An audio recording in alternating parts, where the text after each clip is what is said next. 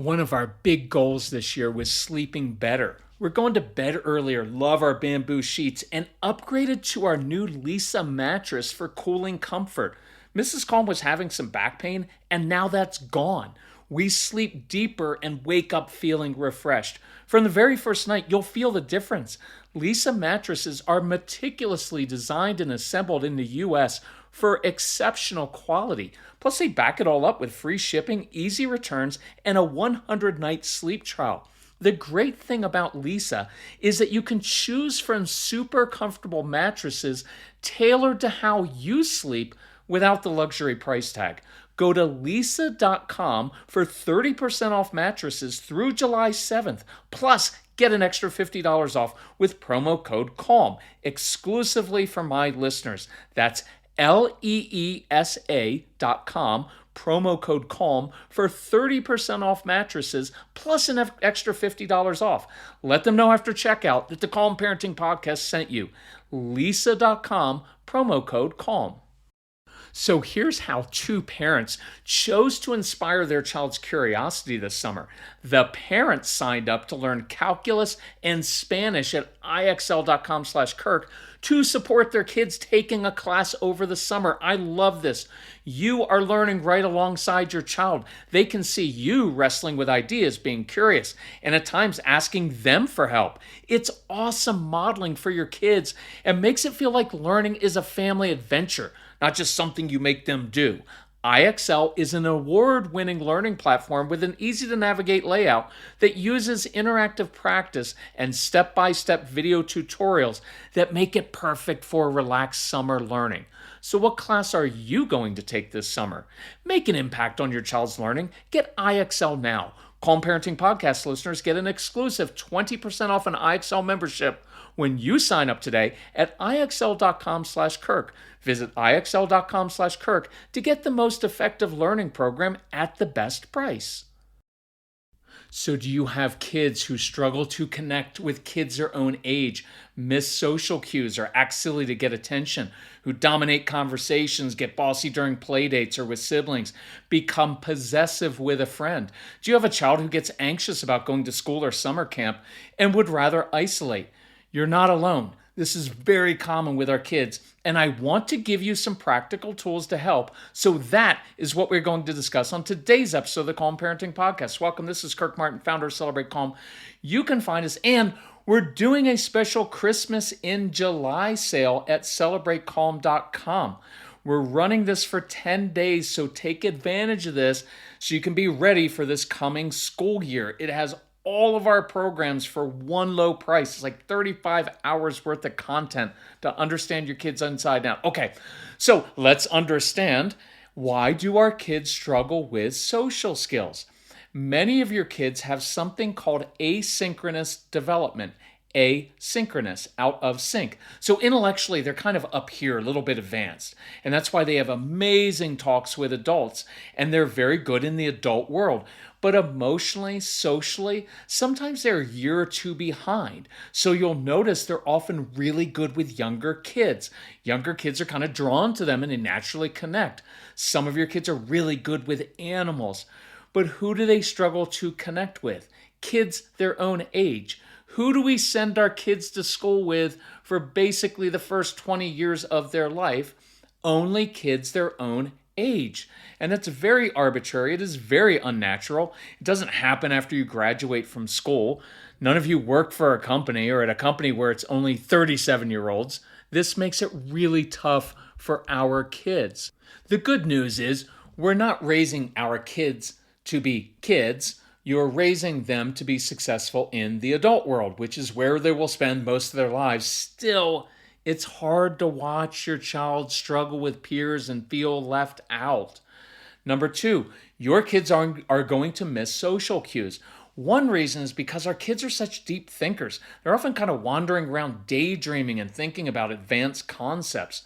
But that causes them to be one step off from kids in their class. A lot of our kids will miss social cues because they struggle with anxiety.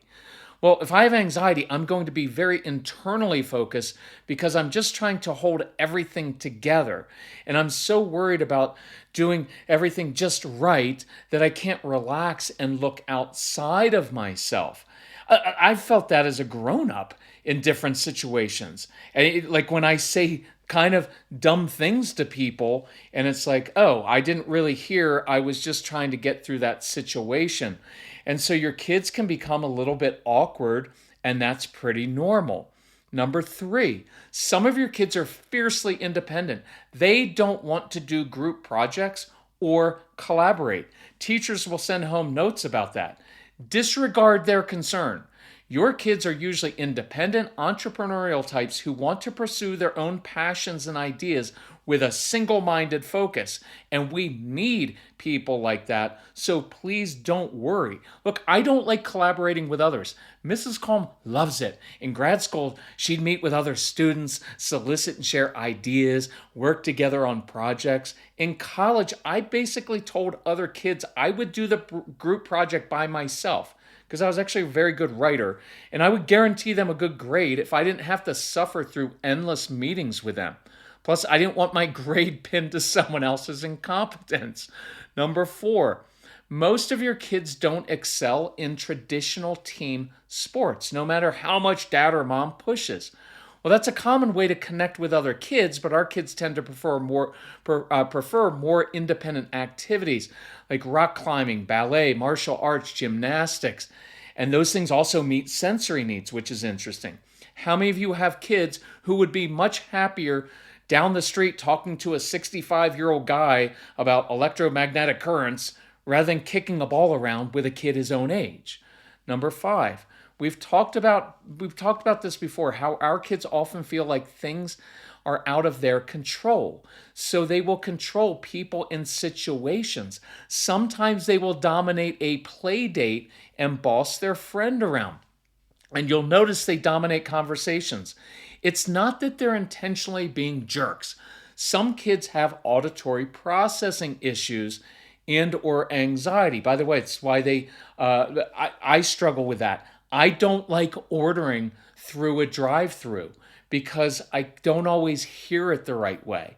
And so anxiety is caused by unknowns. Conversations can be scary because if someone asks me a question, that requires a response in the moment. And that's harder if you have auditory processing issues or if you're a slow processor, which is what many of your kids are. That's why you'll hear awkward responses from your kids. Sometimes they get embarrassed by that. But look, if I dominate the conversation and just talk about what I'm interested in, now I've eliminated that unknown. That's what's happening. Some kids act silly in class or they'll do something mischievous. Why? It's an immature and honestly, it's a sad attempt to get other kids to like them or laugh. And they don't always realize the kids are laughing at them, but at least they're kind of included in it. Number seven, our kids can get very possessive of their friends. They're not aware of what they're doing, so you can perhaps help them out with this. But here's kind of what's going on inside. It took a lot of emotional energy for me to find one friend in my class. And this kid, he doesn't make fun of me, and he's a little bit different like I am. So I'm going to cling to that kid because I don't have a lot of other options. See, the popular kids have 20 different options. Everybody wants to be their friend. But some of your kids have like 2 options in class. So when they find that person, they're going to lock onto him or her. Number 8, I know it hurts to see your kids struggle, to not get invited to birthday parties, sit alone in the cafeteria at lunch. It hurts. Sometimes, though, your kids don't want a lot of friends. But if they do decide they do want friends, I want them to have the tools to do so. So let's go through some different ideas. By the way, I'm going to throw this in there in case I don't say it later. A lot of you have kids that just don't want to do the normal things. Like they don't care about graduating and walking across the stage. They don't want to do senior week things. They don't want to do the prom. And you're going to be like, but you're missing out on a key part of childhood. And you have to watch that because that's a key part of your childhood and what you cared about. But a lot of our kids, they simply don't care. And they're not really sad sitting home on prom night or not walking across the stage. They're only sad if we keep saying like, are you sure you don't want to go? You're missing out on things. Instead, I'd rather say, you know what? I like and respect your independence. You know what you care about and what you value, and you have the courage to do that rather than just do what you think you should do or you're obligated to do. So just keep that in the back of your mind. So some different ideas. Number one, as always, I'm going to begin with our part. Do not impose your social preferences on your kids. That's kind of what I was just saying. Do not project your feelings onto your kids. I know it's hard to watch when your kids are left out and they don't have a lot of friends. Perhaps that part of life comes naturally to you and you derive a lot of satisfaction from time with your friends. So then you project and think, well, my child must be unhappy because he or she doesn't have a lot of friends. That's absolutely not true much of the time. A lot of our kids prefer to have fewer friends, but deeper friendships. And that's actually very healthy. But if you're always saying, oh, honey, why don't you call your friend? Why don't you go to this event or try out for that team? That pressure will reinforce there is something wrong with them because you keep pointing out that they don't have many friends. Instead, you could affirm this choice. You don't have to have a lot of friends in life. Sometimes better to have fewer friends but deeper friendships because now you've got really loyal friends that you know really well that care about you and that you care about them. I think that's really smart. That'd be an awesome thing to do for your kids. Number two, normalize this for your kids. Let's just talk about middle school kids. They are in this awkward hibernation phase, caught between being a little kid and a big kid with all these hormones raging.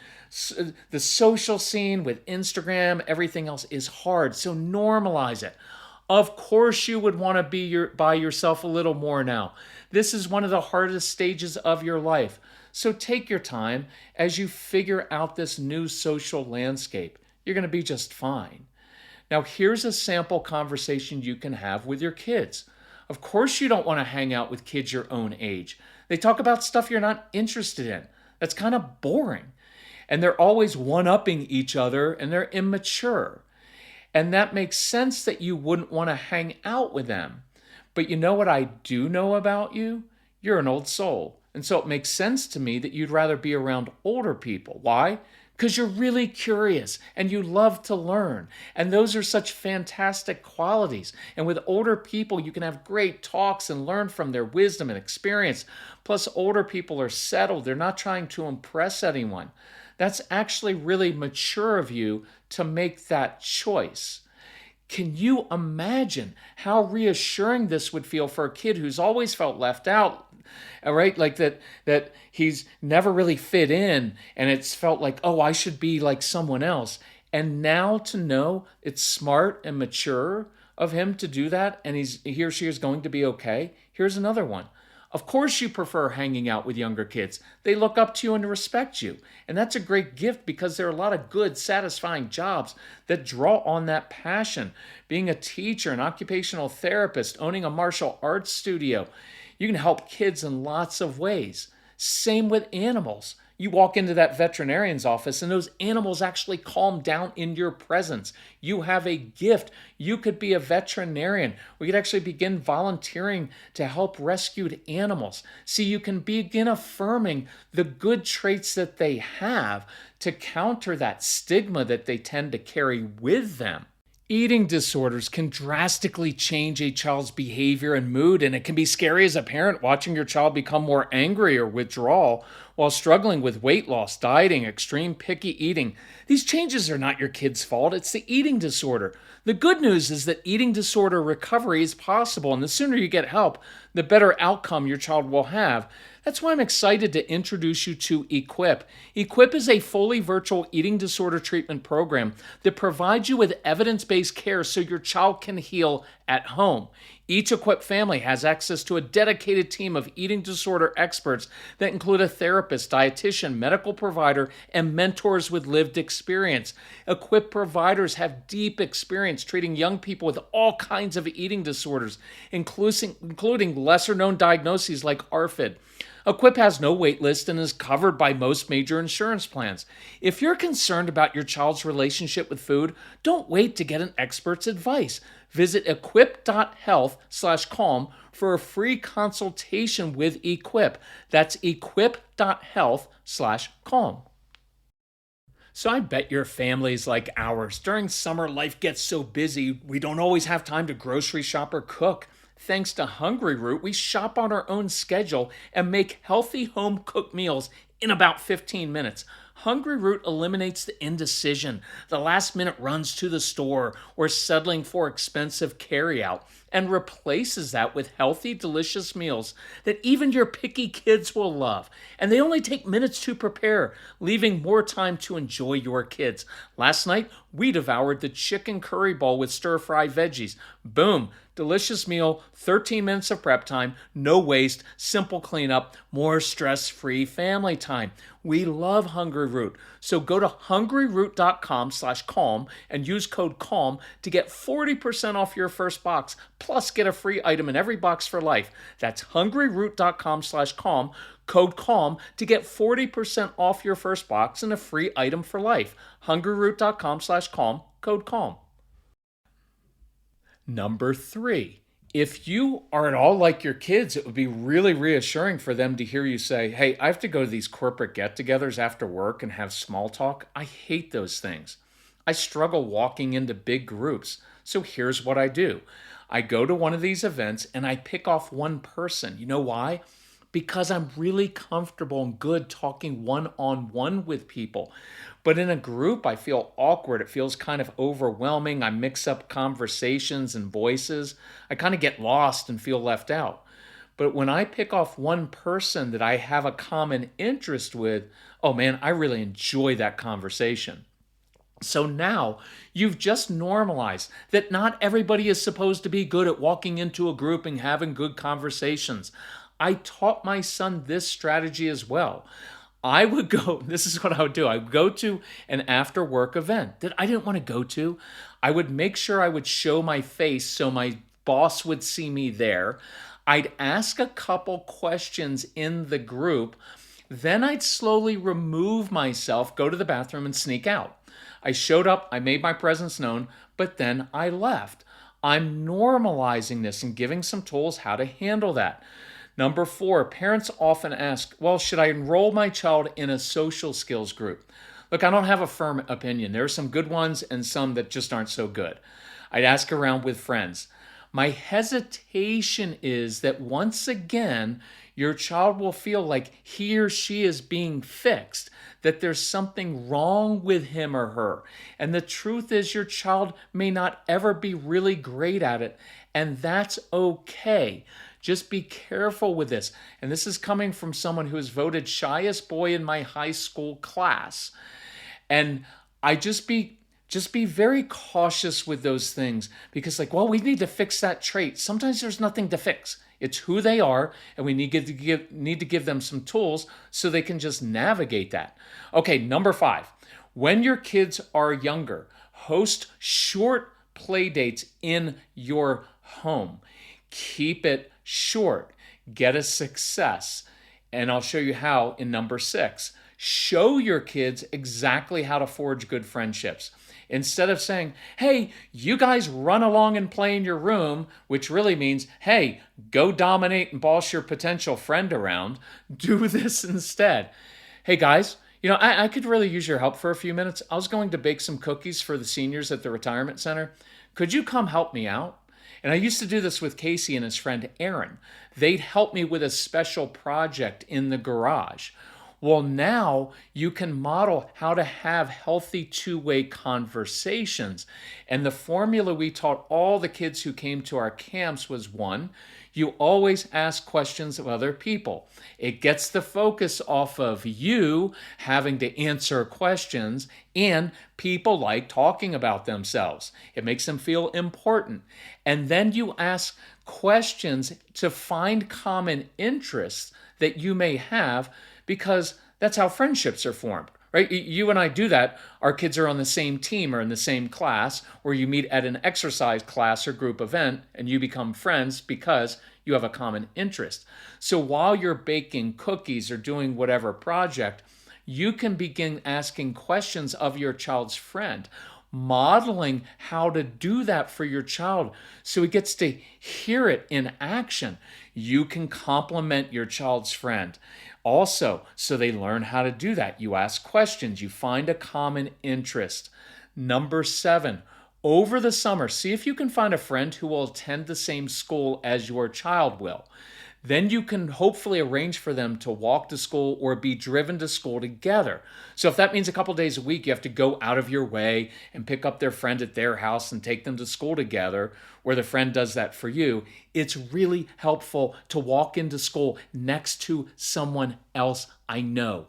In the school setting, if your child is alone all the time, one is a target.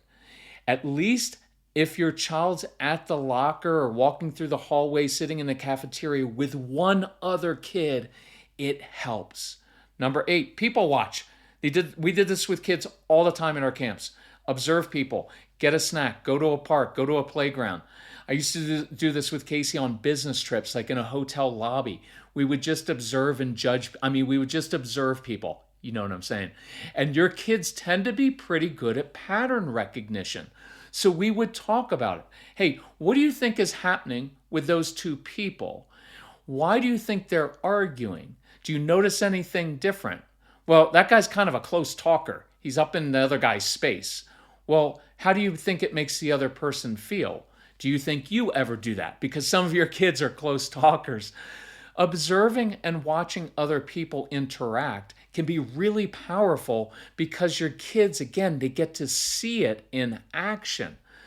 9, one of my favorite tools for your kids is scripting out conversations for them. And I told you I was the shyest boy in my high school class, and I liked this girl, but I wasn't smooth with the ladies, obviously. But I knew I'd see her for like 90 seconds in between 4th and 5th period outside. So you know what I was doing the night before? Because I was shy, I was anxious, I would script something to say to hopefully not embarrass myself. So you could actually get a whiteboard out and script conversations for your child, such as this. Hey, on Monday, you just ask another kid what they did over the weekend. Tell them something interesting you did that they may be interested in. On Tuesday, ask what their favorite video game is. On Wednesday, their favorite movie. On Thursday, favorite sports team or animal or pet. And Friday's easy because you can say, what are your weekend plans? See, that's scripting for your kids, diagramming out social interactions. It gives them some measure of a framework that provides some stability there. And as odd as it sounds, your kids like routine and having a structure in place for how to have conversations. Number 10, role playing is really, really helpful. You could actually role play a couple typical conversations your child or even your middle school or teen might have.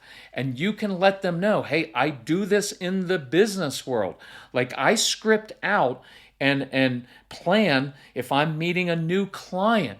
What's my opening? What am I going to talk about or in my presentation? Normalize this stuff.